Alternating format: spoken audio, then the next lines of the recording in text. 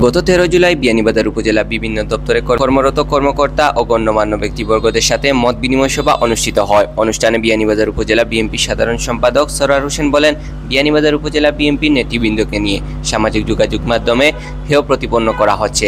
আমাদের দলের এই বিয়ানীবাজারে গুরুত্বপূর্ণ পোস্টপদবী যারা আছে তাদেরকে নিয়ে বিভিন্ন ফেক আইডি দিয়ে সামাজিক যোগাযোগ মাধ্যমে লিখে হেয় প্রতিপন্ন করছে।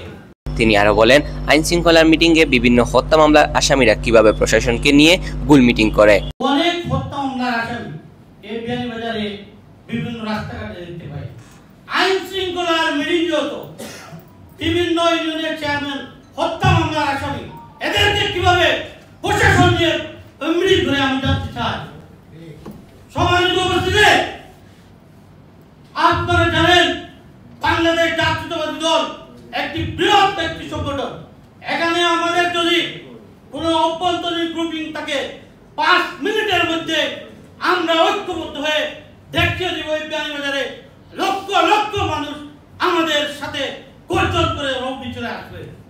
আমাদের দল চাঁদাবাজি, রাজধানী, খুন-খারাপি, টেন্ডারবাজি প্রশাসনকে বিয়ানীবাজারে কোনো হুমকি প্রদান করে নাই।